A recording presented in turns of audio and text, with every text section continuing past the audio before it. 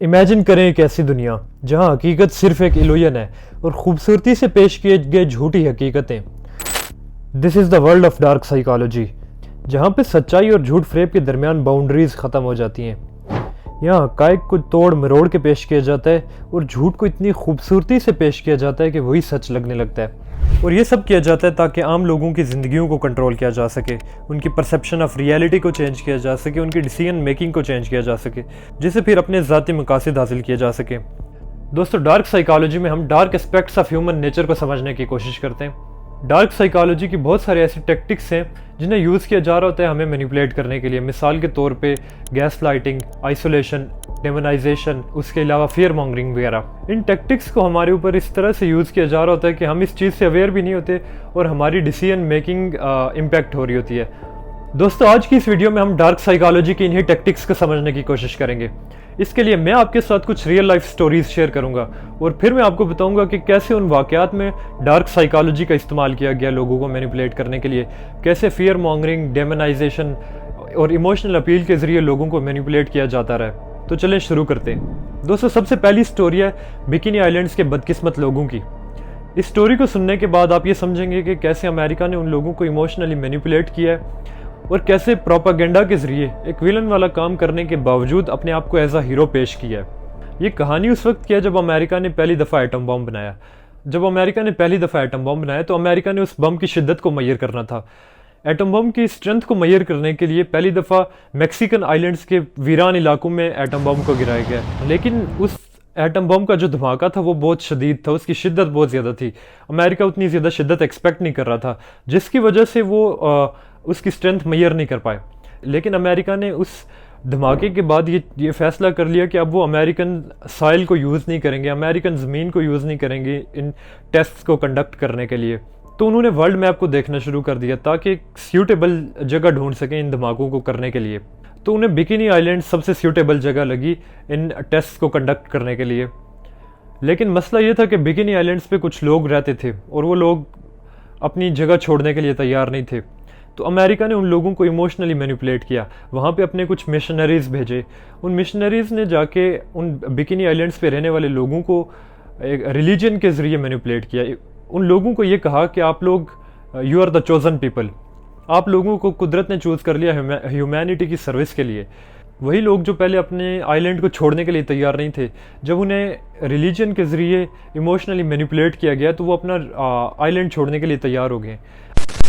The United States government now wants to turn this great destructive power into something for the benefit of mankind. And everything being in God's hands, it must be good. अब America ने यहाँ पे क्या किया कि religion का use किया लोगों को मैनिपुलेट करने के लिए। रिलीजन के साथ इमोशंस अटैच्ड होते हैं, तो इमोशनली उन लोगों को मैनिपुलेट कर दिया। इसके अलावा जब अमेरिका ने उन लोगों को इमोशनली मैनिपुलेट कर दिया और वो लोग अपना आइलैंड छोड़ने के लिए तैयार हुए, तो उसके बाद अमेरिकन ने उन लोगों के साथ मूवीज़ शूट की। 25, take 1. अभी आप लोग ये जो मूवीज़ देख रहे हैं, ये चर्च के बाद बैठ के अमेरिकन उनके साथ शूट किया करते थे। उन लोगों को बहुत खुश दिखाते थे ताकि बाद में अपने आप को एज अ हीरो भी पेश कर सकें।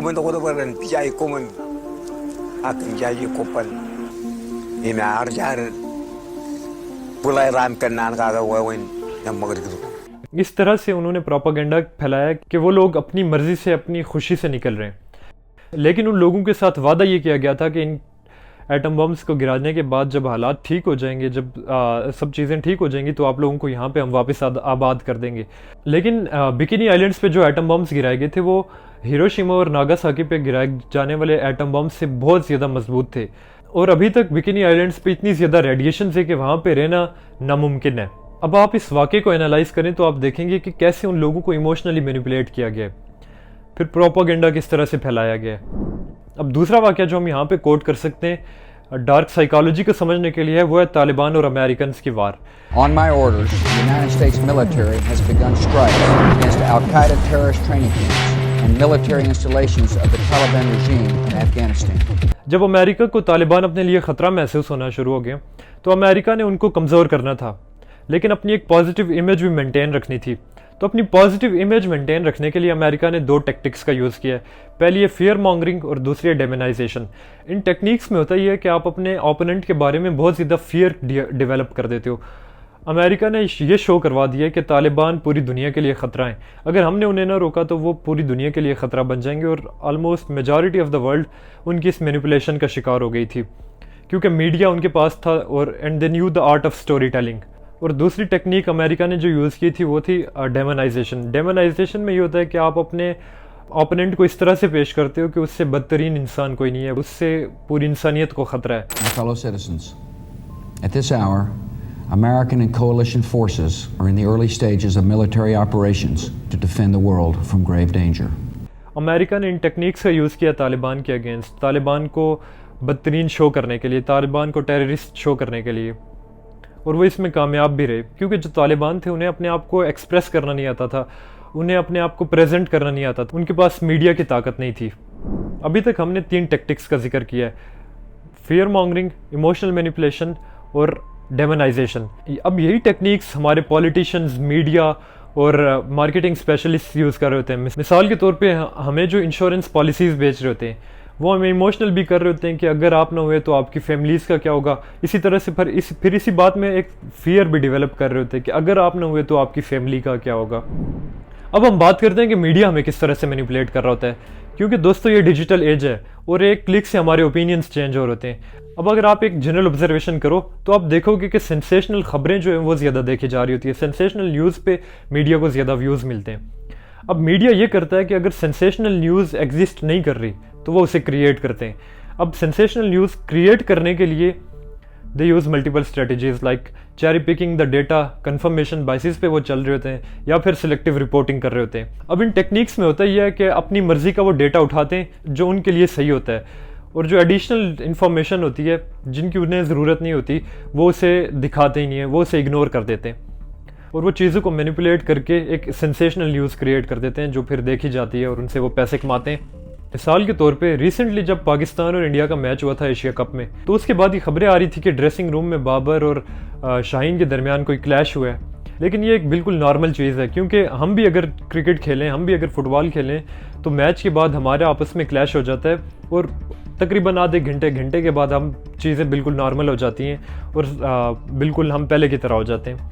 लेकिन इस न्यूज़ को मीडिया ने उठाया और इसे सेंसेशनलाइज किया है, अपनी मर्जी से चीज़ों को मैनिपुलेट किया है और फिर लोगों को दिखाया, क्योंकि अब सेंसेशनल खबरें तो बिकती हैं और मीडिया ने पैसे कमाने तो वो सेंसेशनल खबरें दिखा के, सेंसेशनल खबरें क्रिएट करके आपको बेच रहा है वो खबरें, और आप वो देख रहे हो, और इन चीज़ों से फिर आपके ओपिनियंस चेंज हो रहे होते हैं। हम में से बहुत सारे ऐसे लोग होते हैं जो इन चीज़ों को देख के अपने ओपिनियंस शेप कर रहे होते हैं, और मीडिया बहुत अच्छे से जानता है the art of story telling. वो बातों को इस तरह से पेश करना जानते हैं कि उनका मतलब चेंज हो जाता है, और फिर उनसे हमारी ओवरऑल जो डिसीजन मेकिंग है वो इम्पैक्ट हो रही होती है। अब इस स्टोरी टेलिंग और मैनिपुलेशन की वजह से ट्रूथ ओवरशैडो हो जाता है, ट्रूथ कमज़ोर हो जाता है, और हमारे जो ओपिनियंस हैं वो उन्हीं मैनिपुलेटेड स्टोरीज़ की बेसिस पे बन रहे होते हैं। तो इसकी वजह से ओवरऑल हमारी जो डिसीजन मेकिंग है वो ख़राब होती है। अब इस सिचुएशन में हमारे लिए ज़रूरी है कि हम जो भी चीज़ मीडिया पे देखते हैं उसे एज इट इज़ सच ना मान लें, बल्कि उस पर अपनी तरफ से तहकीक करें, खुद से सोचें, क्रिटिकल थिंकिंग करें, ताकि सच कमज़ोर ना हो। अब इस वक्त मैं भी स्टोरी टेलिंग कर रहा हूँ, हो सकता है कि मैं भी आपके ओपिनियंस चेंज करने की कोशिश कर रहा हूँ, हो सकता है कि मैं आपको मैनिपुलेट करने की कोशिश कर रहा हूँ, हो सकता है कि मैं आपके साथ गलत इन्फॉर्मेशन शेयर कर रहा हूँ। लेकिन अब आपको ये सब चीज़ें पता कैसे चलेंगी? इसके लिए आपको क्रॉस चेक करना पड़ेगा डेटा को। आप किसी भी इंफॉर्मेशन जो आपको दी जा रही होती है उसे एज इट इज़ एक्सेप्ट ना कर लें, बल्कि अपनी तरफ से पहले तहकीक करें, खुद से क्रिटिकल थिंकिंग करें कि क्या इस तरह से ये चीज़ हो रही है, अगर हो रही है तो किस तरह से हो रही है, क्या क्या इसके पीछे पॉसिबल फैक्टर्स हो सकते हैं। मल्टीपल चीज़ों को आप खुद से सोचें और फिर उन खबरों को आगे शेयर करें, ताकि सच जो है वो कमज़ोर ना हो। वरना इस वक्त मीडिया के ज़रिए किसी को भी मैनिपुलेट करना कोई मुश्किल काम नहीं है। इस वक्त जिसको अच्छे से स्टोरी टेलिंग करना आती है वो आपको बहुत आसानी से मैनिपुलेट कर सकता है। मिसाल के तौर पे आप तालिबान और अमेरिका की एग्जांपल देख लें। अमेरिका ने एज विलन होने के बावजूद अपने आप को एज अ हीरो ही पेश किया, क्योंकि they knew the art of story telling. दोस्तों, ये थी मेरी आज की वीडियो। उम्मीद करता हूँ कि आपको ये वीडियो पसंद आई होगी। ऐसी मज़ीद वीडियोज़ को देखने के लिए मेरे चैनल को सब्सक्राइब करें। अल्लाह हाफिज़।